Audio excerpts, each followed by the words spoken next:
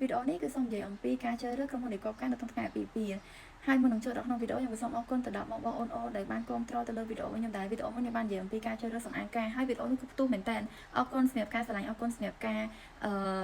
រទទួលយកនៅពីអ្វីដែលខ្ញុំបាននិយាយដូចជា tip ដែលខ្ញុំបានថតឆ្លងកាត់អរគុណមែនតើអញ្ចឹងដល់ចូលដល់ក្នុងវីដេអូយើងវិញតែតើក្នុងការជ្រើសរើសក្រុមហ៊ុនដែលកប់ការគឺអត់ខុសពីសម្អាងការទាំងអស់គ្នាក៏ដោយសារតែក្រុមហ៊ុនដែលកប់ការក៏ជា snow សំខាន់មួយនៅក្នុងអាពាហ៍ពិពាហ៍របស់យើងដែរបើសិនជាអាពាហ៍ពិពាហ៍យើងការដែលកប់ការចេញមកអត់ស្អាតគឺអាពាហ៍ពិពាហ៍របស់យើងក៏ពិបាកដែរមិនថាវា fail ណាគឺដេកគឺត្រូវតែស្អាតហើយក៏ជាកន្លែងមួយដែលយើងត្រូវថតរូបពេញមួយកម្មវិធីដូចគ្នាអញ្ចឹងការជ្រើសរើសក្រុមហ៊ុនដែលកប់ការក៏សំខាន់ដែរតែតើការជ្រើសរើសដំបូងអ្នកនរគ្នាត្រូវទៅមើលក្រុមហ៊ុនដែលកប់ការណាដែលបងប្អូនយើងធ្លាប់យកហើយយើងមើលទៅតំណងការងារគេចេញមកគ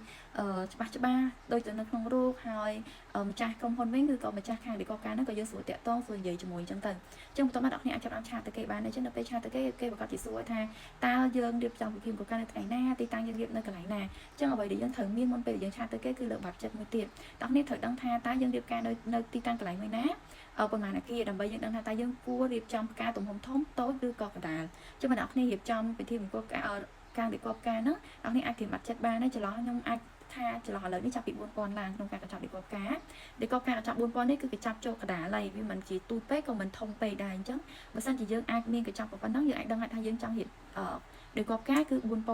ុន្តែអ្នកនេះពេលដែលទៅសួរគេអ្នកនេះត្រូវបញ្ជាក់មួយគេផងថាតើកញ្ចប់ដែលកប់ការ 4000 របស់គេនោះតើមាន include ជាមួយនឹងភ្លើងអត់ព្រោះដោយសារខាងផ្កាក៏គេមានភ្លើងដើម្បីធ្វើបំភ្លឺផ្ការបស់គេដែរអញ្ចឹងបើសិនជាខាងផ្កាខ្លះគឺគេអត់ include ចូលលេភ្លើងគឺគេត្រូវឲ្យយើងផេផ្សេងចឹងអ្នកនេះអាចសួរគេថាកញ្ចប់ខ្ញុំ 4000 តែ include ជាមួយភ្លើងខ្ញុំបានអត់អញ្ចឹងបើសិនជាគេ include ភ្លើងមានន័យថាផ្កាអ្នកនេះត្រូវធ្លាក់ថតសធំ 3000 ឬ 3500អញ្ចឹងទៅបើសិនជាយើងអាចអូខេធំតម្លៃប៉ុណ្ណឹងគឺអូខេអត់អីទេយើងអាចបន្តជជែកគ្នាបន្តទៀតបានអញ្ចឹងបន្ទាប់ពីយើងជជែកគ្នាអស់ហើយយើងសុំមើលការងារគេម្ដងថាតើបើសិនជាអាចគឺសុំមើលការងារទាំង 3D ក៏ដូចជារូបពិតជាក់ស្ដែងទៅលើរោងដែលគេបានទទួលអញ្ចឹងណាដើម្បីយើងចង់ដឹងថា 3D របស់គាត់ជាមួយនឹងរោងពិតជាក់ស្ដែងដែលគាត់ធ្វើចេញមកហ្នឹងតើវាពិតជាដូចគ្នាអត់ឬក៏វាខុសគ្នាត្រង់ចំណុចណាមួយឬក៏គាត់ធ្វើចេញមករូបផ្សេងមិនជាក់ស្ដែងផ្សេងអញ្ចឹងយើងត្រូវមើលឲ្យអស់កន្លែងហ្នឹងបន្ទាប់មកពេលអ្នកគ្នាមើលអីហើយមើលទៅដូចជាពេញចិត្តអីហើយអ្នកគ្នាអាចចាប់ដើមជួបនៅខាងក្រៅបានដើម្បីអីដើម្បីយើងទៅចែកគ្នាហើយខាងការក៏គេសួរយើងដែរថាតើយើងមាន concept អត់មានការរៀបរាប់ក្នុងក្តីសម័យរបស់យើងអត់ពលការមួយយើងគាត់ជាមានក្តីសម័យថាអូការខ្ញុំចង់រៀបរាប់បែបខ្មែររៀបរាប់បែបclassic រៀបរាប់បែប modern អីចឹងណាអញ្ចឹងយើងអាចប្រាប់គេបានហើយបន្ទាប់មកគេនឹងយកទៅគូជា 3D ដើម្បីយើងមើលយើងចង់កែកុនកន្លែងណាចង់ថែមថយកន្លែងណាយើងអាចប្រាប់គេកន្លែងហ្នឹងបានបន្តមកទៀតបងប្អូនគ្នានៅពេលដែលទៅជួបគេផ្ទាល់បងប្អូនត្រូវសួរគេថ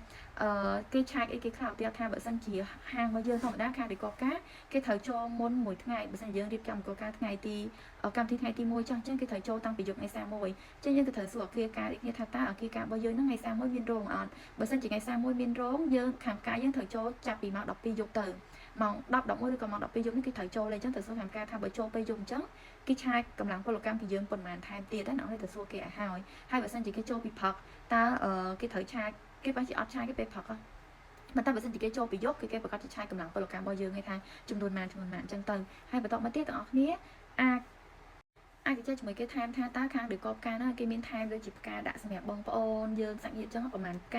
ាតែដាក់នៅលើអាវហ្នឹងគេមានដេក័រថែមផ្កានៅលើឡានយើងអត់ហើយគេមានឲ្យបាច់ផ្កាសម្រាប់យើងកាន់នៅក្នុងថ្ងៃមង្គលការយើងអត់យើងដើររោបសហ្នឹងតែគេមានឲ្យយើងអត់យើងត្រូវសួរគេឲ្យហើយបងប្អូនអាចចូលបានមួយទៀតឥឡូវហ្នឹងតេតតងជាមួយនឹង stand ដែលយើងដាក់ពីច្រើនពេលយើងឃើញថា welcome to wedding ឈ្មោះនេះឬក៏ engagement អីហ្នឹងណាអាហ្នឹងយើងត្រូវសួរគេថាគេថែមឲ្យយើងឬបើសិនយើងចង់បានគេឆាយយើងអត់មួយសំខាន់ទៀតដែរតតងជាមួយនឹង font អក្សរដែលយើងត្រូវដាក់នៅក្នុងរៀបរាប់ការនៅក្នុងកន្លែងរៀបរាប់ការតែគេឃើញតែគេថាសិរីមង្គលអាពាហ៍ពិពាហ៍កូនប្រុសនាងកូនជាគូនឹងកូនស្រីនាងហ្នឹងពេលព្រឹកដល់គ្នាចង់ប្រើ font មួយណាចង់ប្រើជាប្រភេទ snap ដល់អ្នកខ្លះគេប្រើជា LED ចឹង LED យើងអាចកំង font ឲ្យគេវាយនៅលើ LED ហ្នឹងបានតែអ្នកខ្លះទៀតគឺគាត់នៅប្រើ snap ដើម្បីចាក់ឬក៏ធ្វើអីចឹងណាវាមានជា snap មួយទៀតគេប្រើដូចជាកាតាលីកចឹងចាំគឺយើងគេដាក់គ្រាន់តែជួចុះហ្មងឯងហើយមួយទៀតដល់ពេលព្រឹកហ្នឹងគឺយើងធម្មតាពេលព្រឹកគឺមានឈ្មោះពេញហើយសិរីមង្គលអាពាហ៍ពិពាហ៍កូនប្រុសឈ្មោះនេះជាគូនឹងកូនស្រីឈ្មោះនេះប៉ុន្តែនៅពេលយ